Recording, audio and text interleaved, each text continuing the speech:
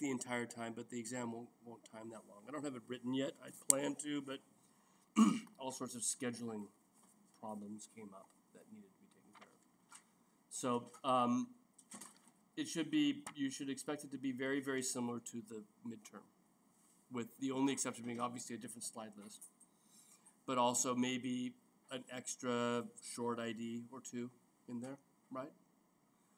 I doubt you'll have 2 long essays. That sounds like torturous, right? So, but it will have the same sort of layout as you did before. Slide IDs, some terms, right?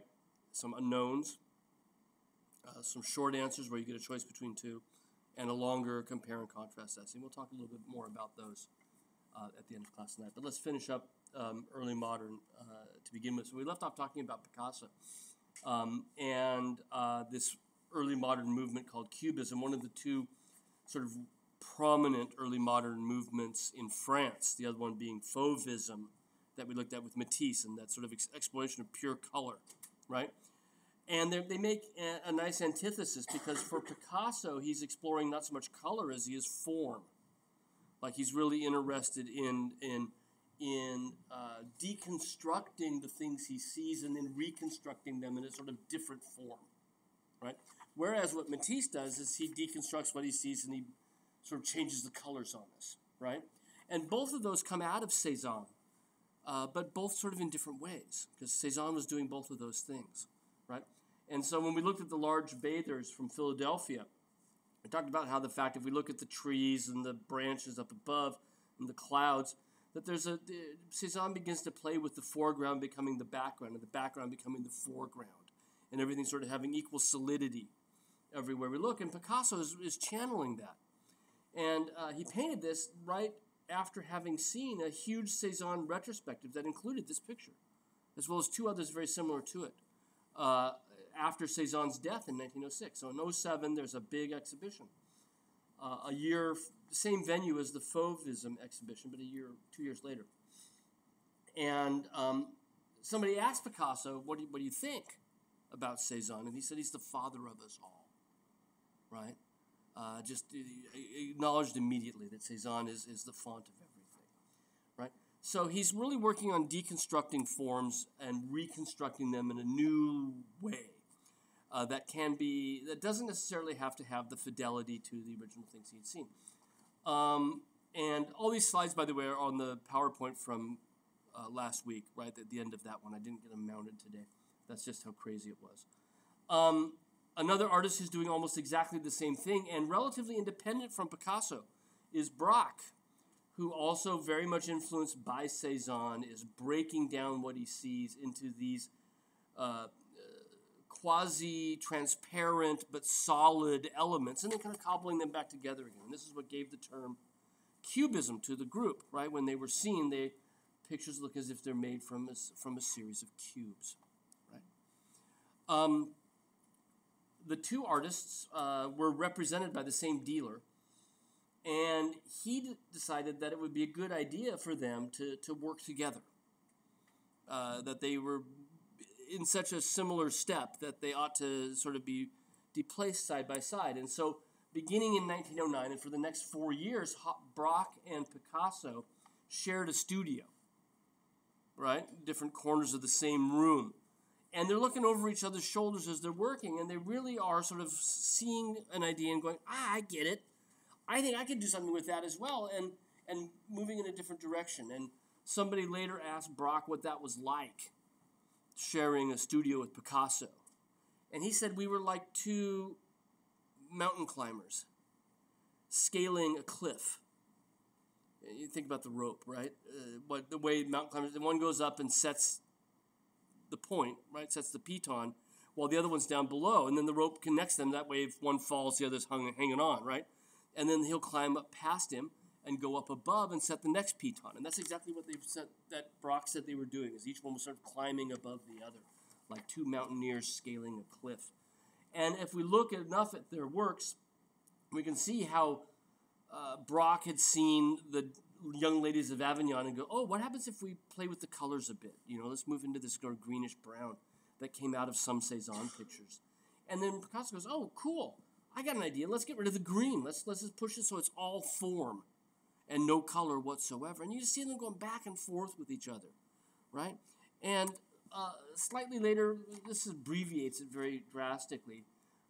Braque realizes that what's happening with these pictures is that everything is kind of on the surface now, right?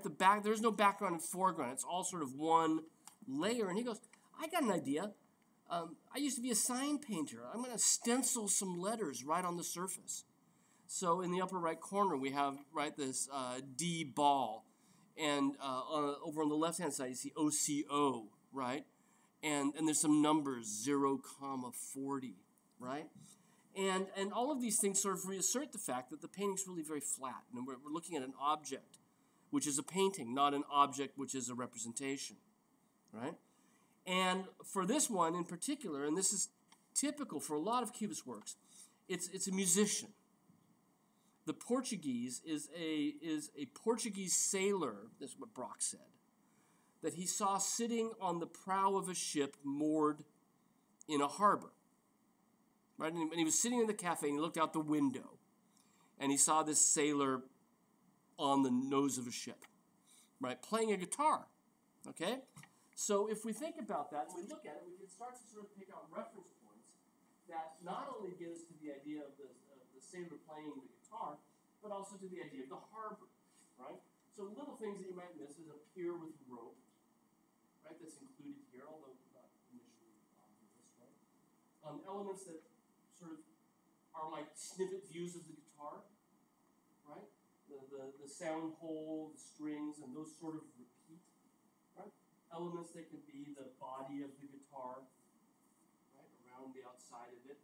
But again, it's been fragmented, right? It's been deconstructed. This is why they called it analytic cubism, right? Is that they're analyzing what they're seeing. By analyzing, what we mean when we analyze is we break it down, right?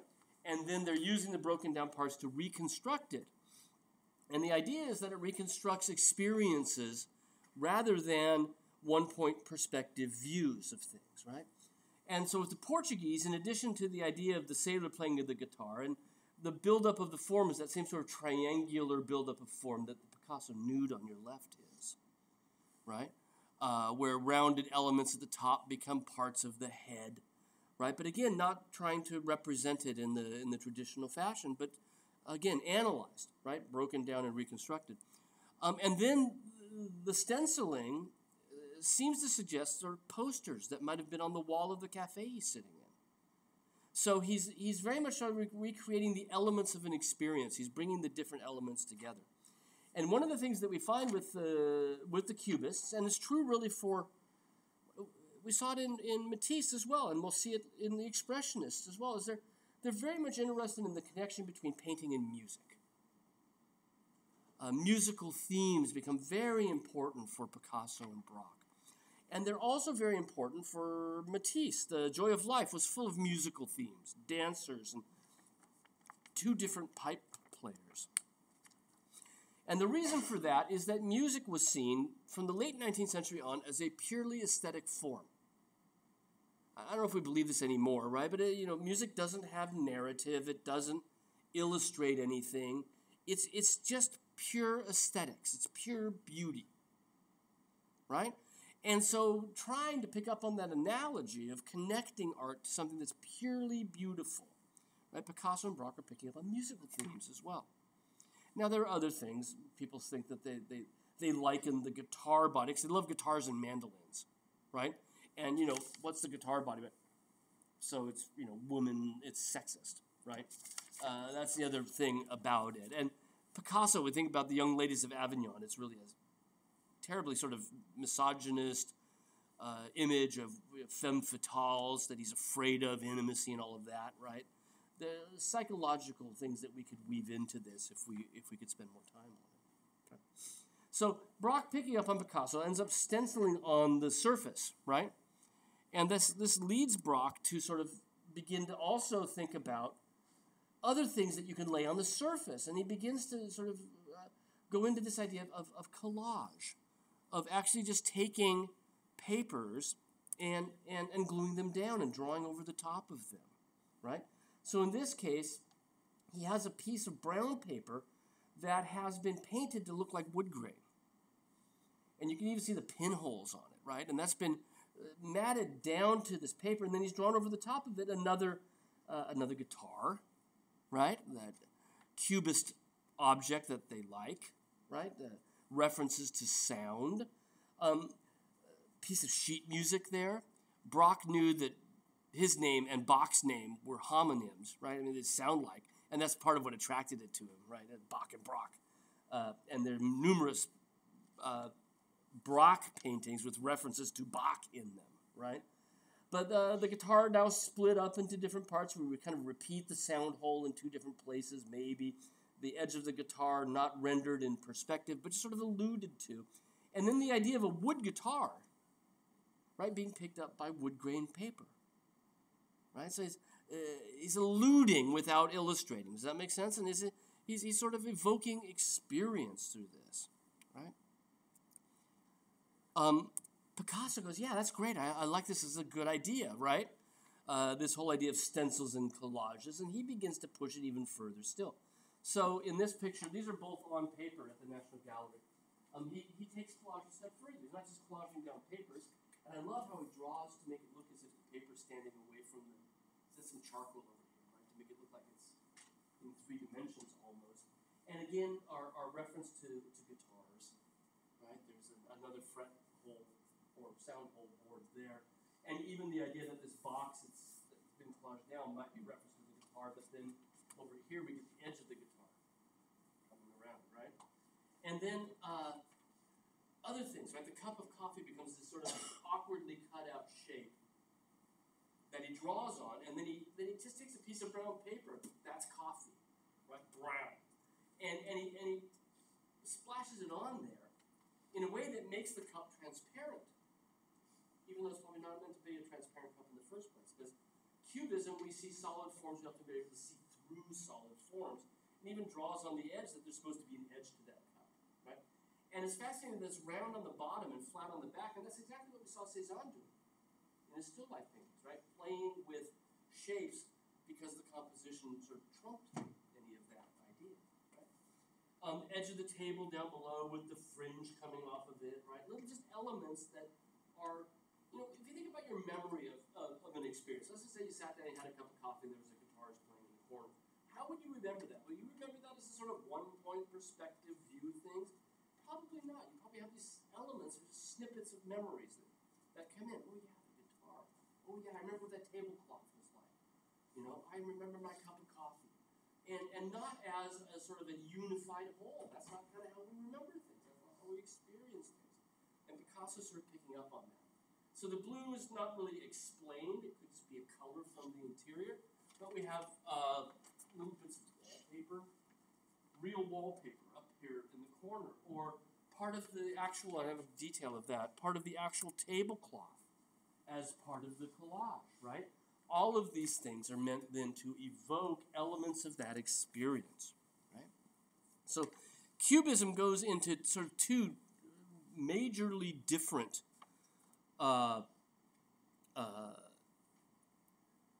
periods, if you will. The analytic stuff, where they're breaking everything down and painting those forms. And then this later period, which we call synthetic cubism, where different elements are synthesized, right, together to produce meaning.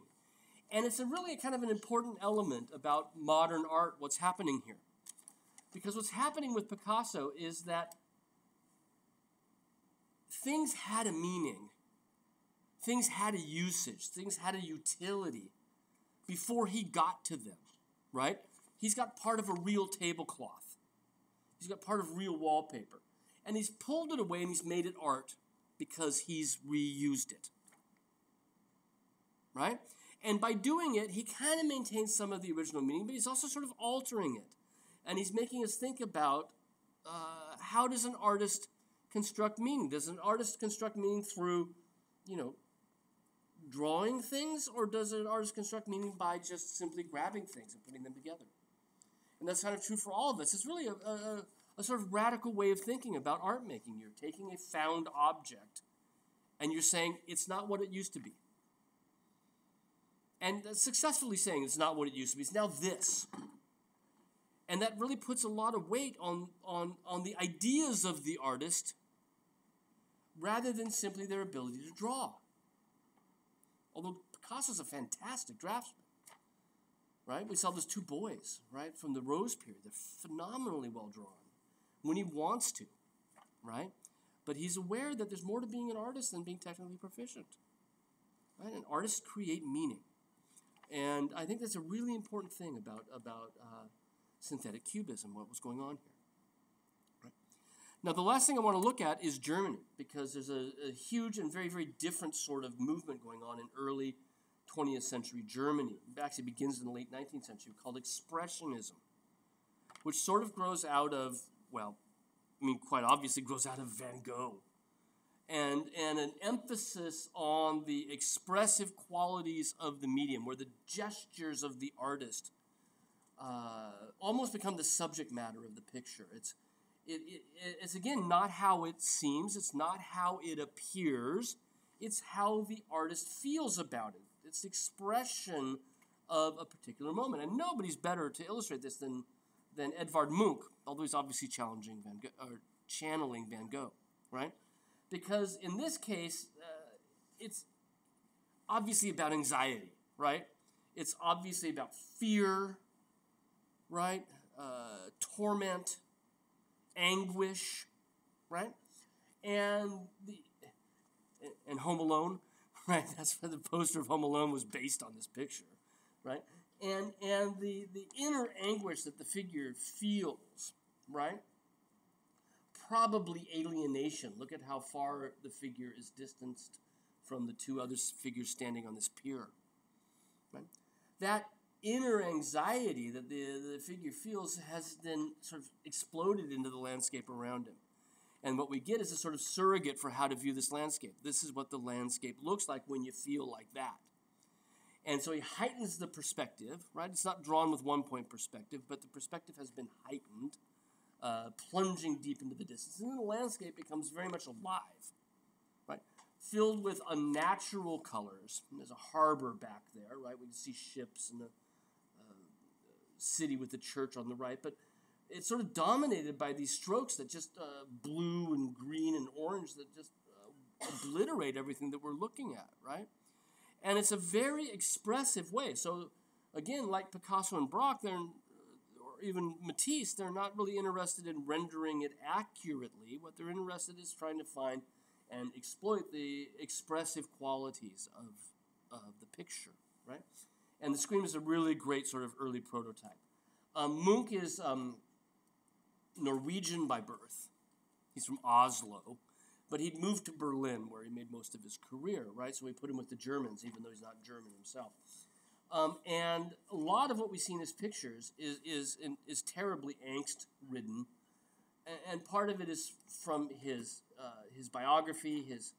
His mother and his sister both died in an outbreak of tuberculosis. His father was a religious zealot, and he said it was the family's fault. Their sin, God was punishing the family for their sin by killing his mother and his sister, right? Horrible things, right? And it turned into an alcoholic, right? Later in his life. He lived forever, lived all the way to the 1940s, surprisingly. But at the same time, that inner anxiety that we know from his biography must have been part of his character seems to very much come out in his pictures as well. They make a nice pairing this way, because obviously with Van Gogh, the kind of expressiveness that we see here comes out of that sort of inner angst that we know was part of Van Gogh's biography as well. Now, not every artist who works in an expressive quality, right, an expressionist quality like this, was tormented by inner demons, that just these two were. Equally expressive, equally lurid, strange, jarring colors, anamorphic sort of shapes that seem to shift and turn rubbery on us and not really follow the outlines of proper anatomy, right? These elements are all very much part of the expressionist idiom, but Kirchner is, okay, psychologically, if you will, right? He's not suffering like Munch is or Van Gogh before him, right? He's doing it for other reasons. He's painting in a very self-consciously primitive style. He wants it to look like he doesn't know how to paint. And that's a conscious choice on his part. And he's doing rather radical things. First, he's choosing these colors that just hurt. Right? This looks like one of my sister's blacklight posters from the 70s, when I was growing up. I had to imagine what it would look like under blacklight. It would probably it already glows, right? But the colors are just, they're chosen almost as if he intends them to be ugly, right? The greens paired with the pinks and the blues on that woman's face. The body shapes themselves become ugly. Look at the hand that's clutching that purse, like a claw, right? Look at the fat waddle of the woman in red. Look at what should be a cute little girl with a pinwheel, right, and a huge hat. Ends up looking like a little demon doll, like something out of a Chucky movie, And then if we look closely at my detail over here on the left, look at the hat. And you can see, if you look closely, that those pink lines, he's taken the tube of paint and he's just doing this, squeezing it onto the surface, right? He's not even using a brush. He just took that tube of paint and he's almost like and it's so crude, right, as a technique. So sort of consciously unskilled. And this is exactly what Kirchner really wants as an effect. He wants it to appear rough, unschooled, and crude. Right? We now know from looking at this contextually. Well, first, can you read the picture? Can you tell what's going on? And this is the street in Dresden. There's a trolley car, a big red trolley car has just gone up the street. And if you ever spend any time in Europe, in many towns, Paris doesn't really work this way so well, but there are these pedestrian zones lined with shops, and they're usually the only cars, vehicles that go through are public transport, right? Anymore, there might be buses, but there's still a lot of streetcars, right? So imagine if H Street were closed off to pedestrian traffic, right? And what's nice on these, because they're shopping streets, is you can just walk, to the H&M on the other side of the street, then walk back over here to the Zara, and cross the street without worrying about getting killed. And that's kind of the case here, right? We got this busy shopping street. And the streetcar has just gone through, and when it does, people push to the sides. And then after the streetcar goes through, the people come back into the middle again and sort of mill back and forth. And so what we're watching is that people sort of milling back and into the middle after the streetcar has gone by, and we see the railing, right? One of the rails of the streetcar coming down the corner. And all the pink that you see, that unnatural pink, is of course meant to be the street, right? But it gives it that extraordinarily lurid coloration, right? Now, if we look on the right-hand side with my detail here, with the two guys that are on the edge there, right?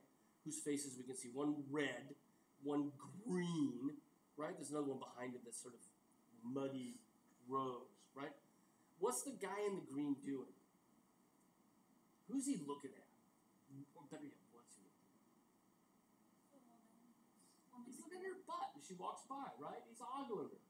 Yeah, the woman in yellow, who also has a very sort of, she's picking up her dress so she can walk, right? But look at that hand again, or the length of the anatomy of that arm, right? Her hand becomes again sort of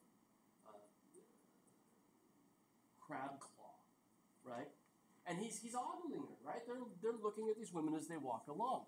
And it's not so much, the men are being creepy men. That's what they do. But at the same time, we also know that by the way that they're dressed and the fact that they're out alone, the women unaccompanied by men, that they're prostitutes, right?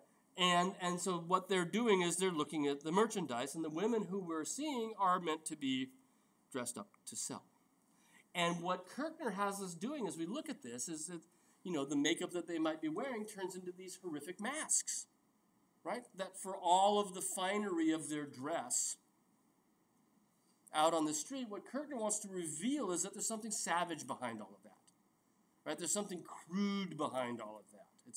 It's almost like it's a socially, a social comment, right, on the ugliness of mankind, right? And his colors, while they might be similar to Matisse's, he's pushing in a totally different direction, right? Matisse wants to use these colors to eventually find some harmony between these unnatural colors that he's using. And his pinks might have looked lurid, but by comparison, they're really quite tame. They're translucent. They're sort of pearlescent in their way. And they achieve a sort of harmony and beauty that he said he wanted to. Kirchner doesn't want that at all, right? He wants it to sort of slap you upside the head. He wants the painting to jar you away from the way you normally look at things and sort of be shaken up by it. And it's a very, very large picture as well. It's a good 6 feet across, right? And Kirchner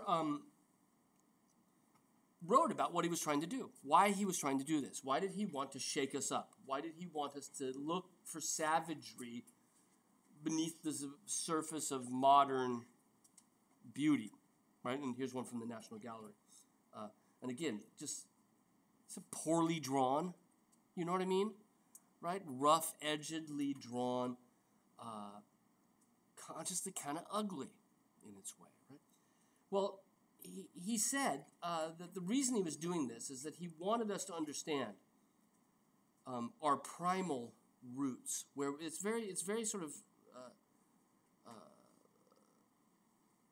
evolution, right? Darwinian in its way. He wants us to understand that we've evolved, right, from a savage base, but that we still had some of that original savagery in us. Right? That's where we came from, and it's still part of who we are. And he said that his art would form a bridge from where we are back to this savage past that we started with, right? And so he got together with other expressionist artists, and he formed a group that was called The Bridge, right? That's what they called their artistic group. They're an expressionist group, but they call themselves The Bridge. They're in the city of Dresden, right? And Die Brücke in German. Right? And the reason for this is they said that their expressionist style, their sort of consciously crude, savage style, should remind us that we have a crude and savage past, right? Would form a bridge between the now and the before, right? And this idea of bridging stages of evolution comes right out of the philosopher Nietzsche, Friedrich Nietzsche, who wrote Thus Spoke Zarathustra, Also sprach Zarathustra, where he talks about this idea that human evolution, right, has brought us to where we are. But Nietzsche, the philosopher, says that we're not done yet. Nietzsche says that human evolution will continue, and that eventually we will evolve to what he called the Superman. German Übermensch. Uber, right? They picked it over, above, right?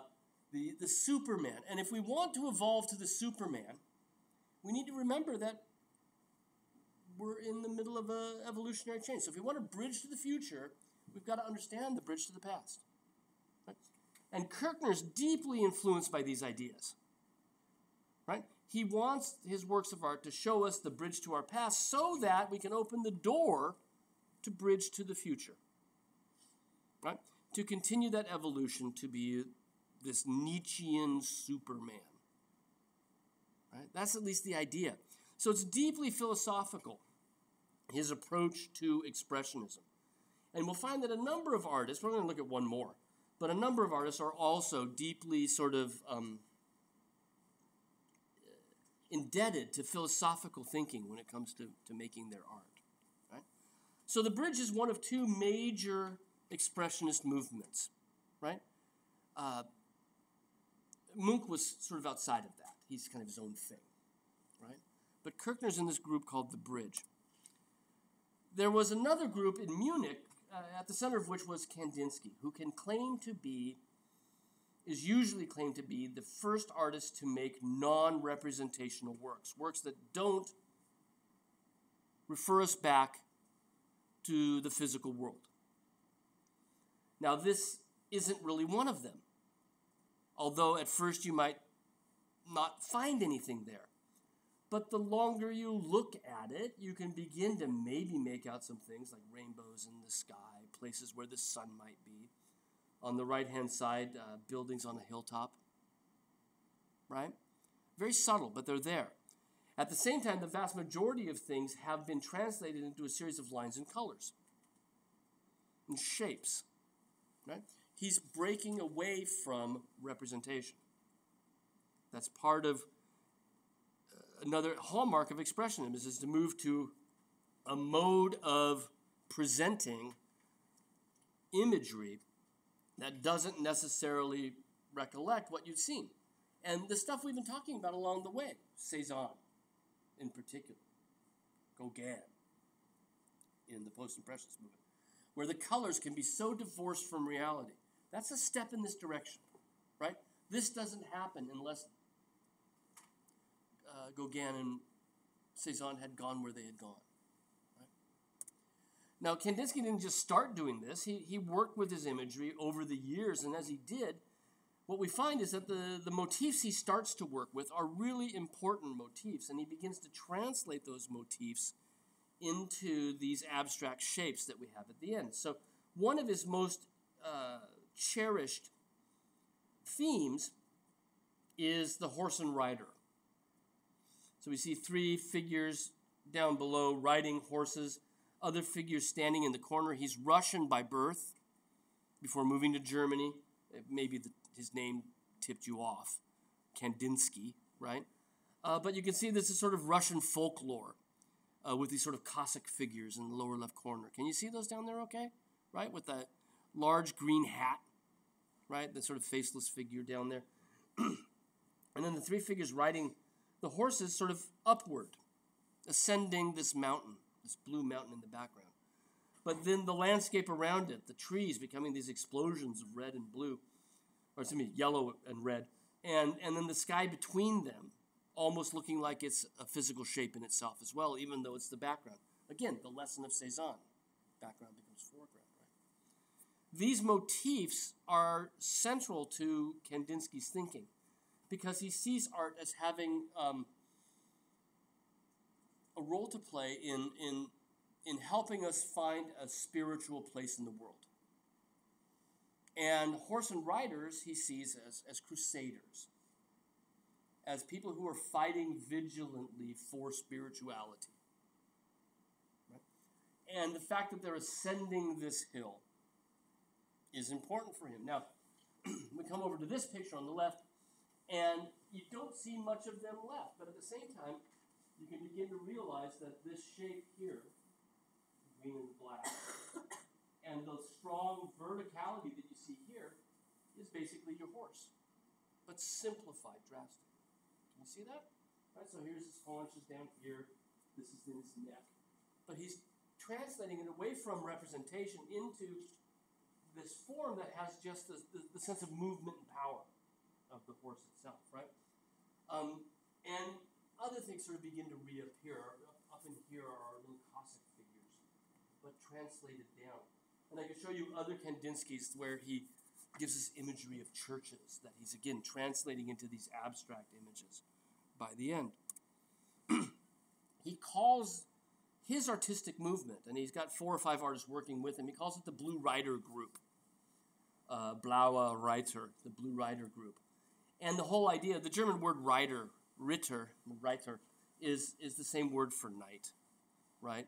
So calling his works this, the Blue Rider Group, is this idea that his works, the artists themselves, are sort of making a stab at trying to transport us to something more spiritual. They're making a spiritual battle. His ideas of trying to get past representation and get towards something that's behind it all is inspired by philosophy. There was a movement that started in the late 19th century called Theosophy. It actually started in America, upstate New York. And the Theosophists believed that there was really only one world religion, and that all religions that are out there were simply reflections of an ancient philosophy that's since been lost. So Judaism, Islam, Christianity, Buddhism, right? All of these were just reflections of this ancient philosophy that sort of predates everything. And that at the same time that there's one philosophy behind all human thought, there also is a peace and harmony that exists in the world behind the chaos of everyday life. Sounds kind of Zen, right? That we can look past the chaos of everyday life, we can achieve personal peace and harmony. So what Kandinsky is doing with his pictures is he's trying to look past chaos, trying to find peace and harmony through form and color. And what he often chooses for this are images of battle, images of chaos that he can then look past. So we have things that look like explosions, lower left corner, right? Or fireworks by the church on the hill, right? Or some sort of strange explosion in the sky with that red sun-like thing surrounded by the circle. There's this idea that it's all erupting, but somehow behind all of that, he's finding peace and harmony through the colors. We've got a very similar work in the National Gallery by Kandinsky from exactly the same time period, where it's based on an ocean battle. And he says that he's not trying to illustrate any particular battle. He's just using it as a metaphor for the chaos of the world that we need to somehow find peace and harmony in. And so he wants to use this form not to celebrate war or anything, but rather to investigate what is the harmony that exists behind it, right? And we know this is what he's trying to do because he wrote books, right, about what he's doing. And in 1912, he'd been working for about 4 or 5 years. He writes this book called Concerning the Spiritual in Art, where he talks about this agenda by stripping away references to the real world. He can get to the harmony beneath it, right? But in this book, he also writes about color in particular. And he says that each color that a painter uses has a very particular, and this is to him, right? A very, very particular mood and a very particular sound. And he actually likens every color on the color wheel to a particular musical instrument, right? And just like music can create peace and harmony, painting can do the same, right? So he says, for example, the green is restful. Right? And he explains it, and, you know, it's not logical. It's not one of those things that, oh, yeah, I get it. You just buy it, right? He said, okay, fine. That's what it means to him, and let's go with it, right? And follow the logic through. But he says it's restful, and he said it's also the sound of a violin. Right? Since on the color wheel, red is its opposite, and green is restful, what do you suppose red is? Yeah, or restlessness, right? So it's restlessness. And indeed, what he said, I can't remember which is the trumpet. It might be orange. He says it's like the small bells. I don't think the musical analogy follows the opposite so much as the restful, restless, right? Blue is heaven to him as well, right? Definitely. And so when green and blue mix together, that brings restfulness in with heavenly, right? And when blue mixes with orange, then you get restlessness in heavenly, right? So it's logically follows this all through. And this whole theory that he has is based on the fact that he suffered from a rare neurological disease called synesthesia. Has anybody ever heard of synesthesia before? I didn't until I knew Kandinsky. Like I've heard of it, but I'm not sure of it. Like I've heard of the term. Our art history is the way I know anything about anything, right? Is because I've studied it. Synesthesia is where you actually can sense, where your sense, you can smell things you see, even if there's no smell there. You can hear things you taste. It's where your senses, right, get mixed up. Aesthetics, aesthesia, right, has to do with perception. Okay? Synesthesia is where the connections between them get mixed up. And so what Kandinsky could do, apparently, and this is not impossible, nor is it's uncommon, but it's not unheard of. he could actually hear color. And there are numerous cases where people can hear color, right? And so when he writes in his book about the fact that each of these colors has this resonance that he likens to music, that's his synesthesia at work. But it's also his idea of getting past the natural world into something else. There's a power to simple color that he himself can sense that he wants to help the rest of us to sense. So this pushes Kandinsky away from representation. You might still make out masts and sails and explosions in the water, but what he's really focusing on is this play of colors in an almost entirely abstract way, abandoning the links to representation. Right? So that sort of gets us through the three different sort of takes on expressionism, right? It's not the best place to end, but what we're seeing with Kandinsky, what we're seeing with Cubism, what we're seeing with Fauvism is a move away from the world, where works of art have an internal logic that relates to the composition that is more important than any reference they might make to the world outside. And what's happening with Kandinsky is we're getting to a point where the linkages to anything we see outside the picture become severed, almost to the point of not being able to recognize it at all. And that means that we're right on track to moving towards utterly non-representational art. Geometric arrangements of color that really don't look like anything but geometric arrangements of color, right? Non-representational art. Now, Malevich calls this an airplane flying, and you can kind of get the sensation of flying from these floating squares and some maybe hints of old wings having been translated into these geometric forms, right? But it's absolutely non-representational.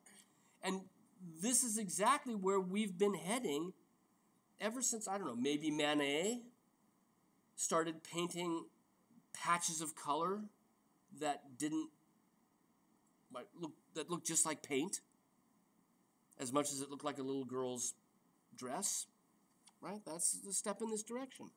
When Pete Mondrian does these grid forms, both of these artists are also very deep into theosophy, right? Simple geometric grids where it's all about measurement and proportion, and the painting isn't about anything but the painting itself. It doesn't make any reference to the world outside. It just says, here I am. You appreciate it for its own internal logic and its own sort of aesthetics, right? What does art do? What is the artist supposed to be doing? Is the artist supposed to be making works of art that mirror exactly what's going on outside in the world around them? In the modern period, the answer to that's no. Right? There's more to making art than that. There's the ideas at work. There's the dialogue between the artist and canvas. What makes a work of art a work of art? And we're getting to things that are more about the idea of the artist than they are about the work of art itself. Duchamp calls these things ready-mades. They're ready-made for him. All he's got to do is to figure out to put the bicycle wheel on the top of the stool. And then all of a sudden, like Picasso, the object loses its original meaning and it takes on something else. It's just something else a little bit more odd, a little bit more abstract, right? Or takes a toilet and turns it upside down and signs it with somebody else's name, right? He subverts its original meaning. And the work of art becomes the activity of the artist, not the representation of the world around you. Right? So we're at a sort of a crucial moment in developing modern art. If you want to follow this stuff, I have an advanced class we teach about once a year that Madison's had to sit through this semester as well, where we talk about this stuff in sort of some greater depth. So that's the long and the short of it. We've got about a half hour left. I was just going to quickly sort of talk about, approaches to, especially the essay part of the final, because you've done the other part, the studying for the rest of it we've talked about numerous times. Flashcards help, right? Timelines, if you want to make timeline, that would help. Like, when is the Rococo period, on a timeline, or even just make a timeline and put artist names next to areas, like is Vermeer early or late 17th century, make lists. Anytime you can go in and do that, and particularly if you do it with a pen. And numerous psychological studies have shown that if you do it with a pen, you're going to learn more than any kind of typing, because we automatically type. We don't really think about it as much. But the more ways that you can cross-cut the stuff you're going to be responsible for, the more you'll learn it. And I think that's true anywhere you go. If you can cross-cut it and reorganize it in a way, then you think about it in a different way. And when it comes time to recall it, you're able to, because you've got more than one way to get to it, right? So I would think that if what worked for me sometimes was I would write down, okay, Baroque Italy, and I just try to quiz myself. Who are the artists in Baroque Italy, right? Okay, and early 17th century. Just start to write as many artists down as I can who worked in the early 17th century, right? Or late 19th century. What are the movements that are in the late 19th century? And that would help me to begin to remember, okay, if I've got a work of art and I know that it's Rococo, then I know it's not 17th century, right? I know when that is on the time frame, and that will help me to perform well, right? So, in addition to doing all of those things, there comes the essay part, right, where there are short essays and long essays. And when it comes to the short essay, one of the things that you should try to remember is that it's not just the work of art. As the study sheet said, it's also the context for the piece. So if you got this Caravaggio on an essay, you don't have to just write about the things that are in the picture. You could tell me more about Caravaggio, what we learned about him. You could talk about the influence Caravaggio had on other Dutch Baroque artists. That can easily be part of your essay. I'm looking for what you've learned.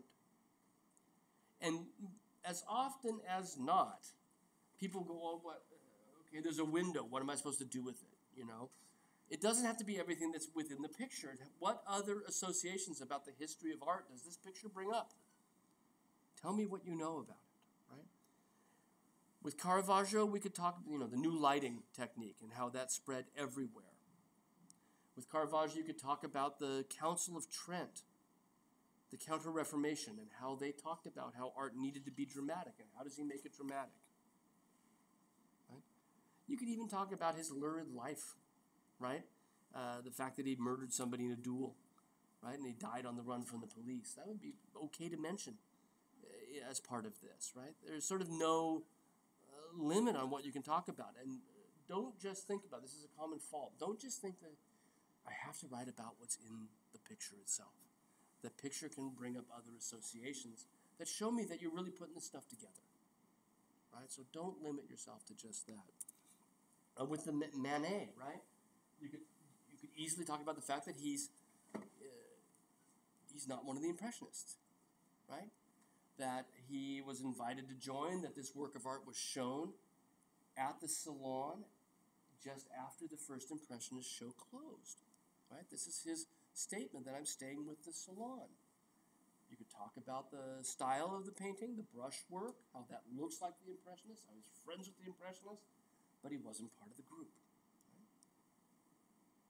You could talk about what's going on with the new railway system that we talked about, and the changes to Paris in the 19th century, and how those changes were perceived by the people in the 19th century, and how this picture might or might not relate to attitudes toward change. Right?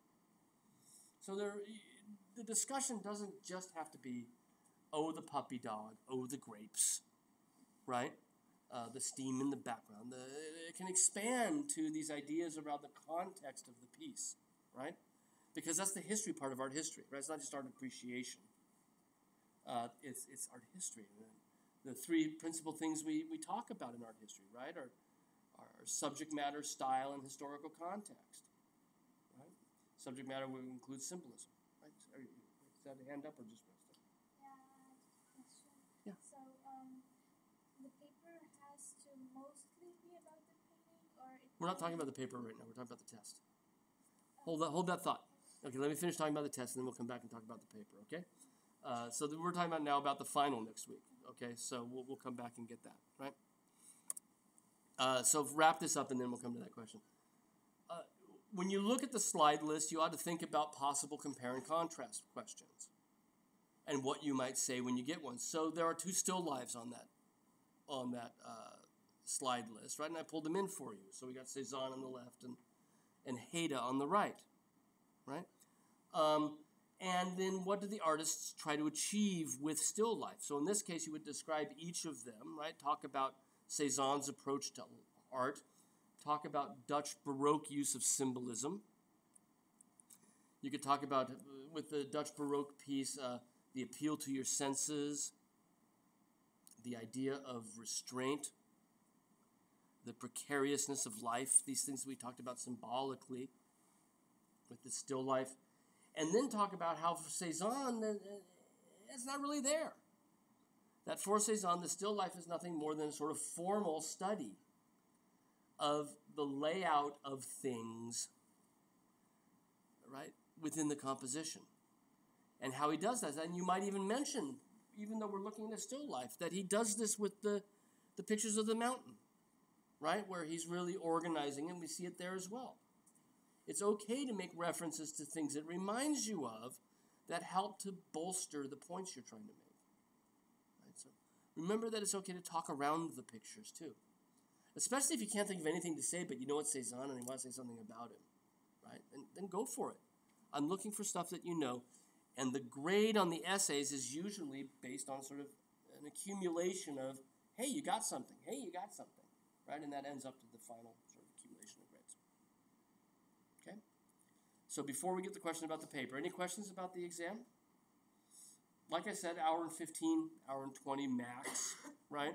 You can have the extra hour to work on it if you need more time to write. Be sure you bring a couple of pens with you, right?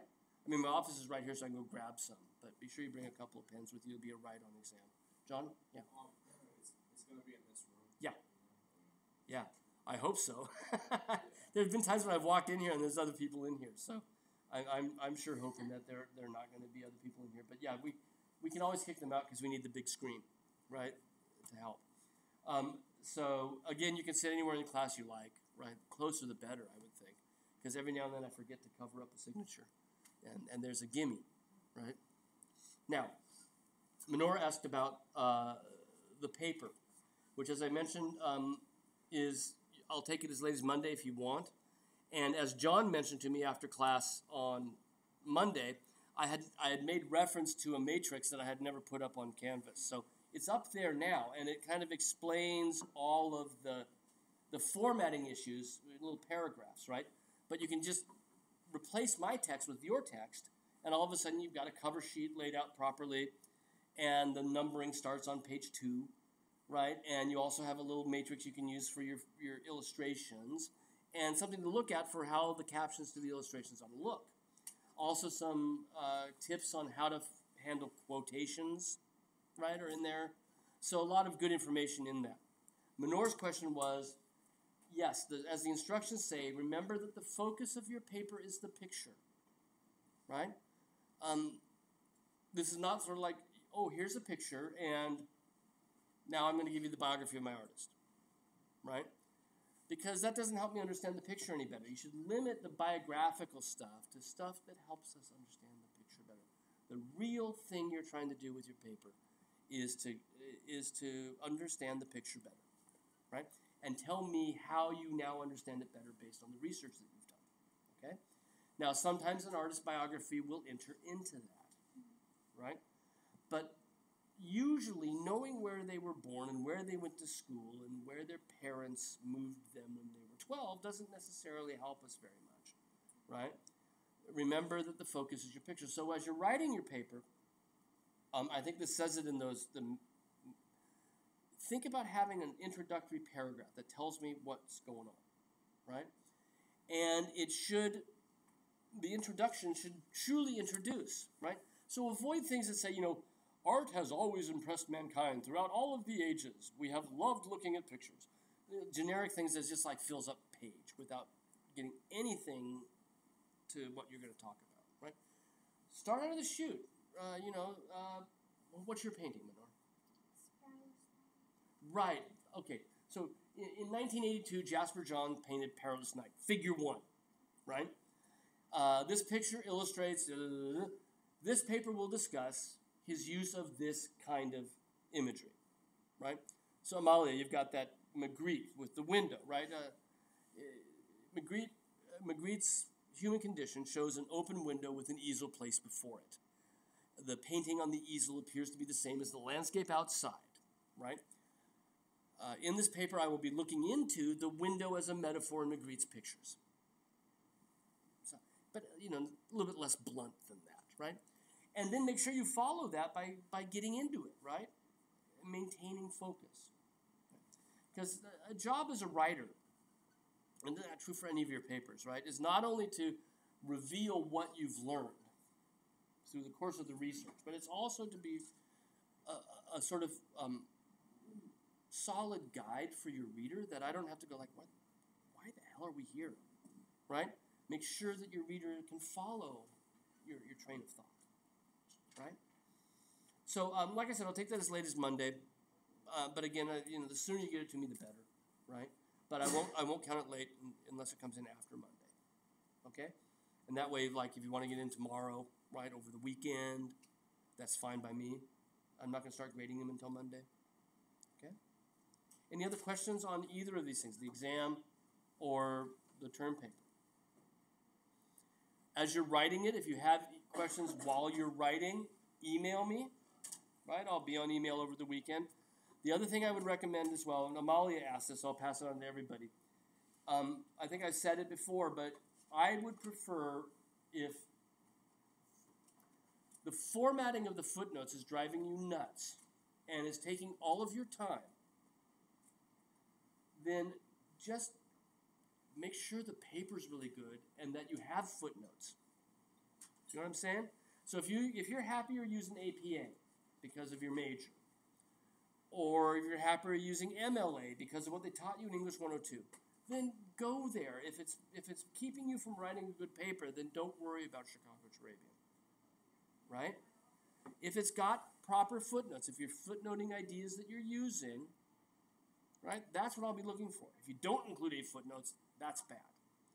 But if the footnotes get in the way of writing a very good paper, make sure that you write a very good paper.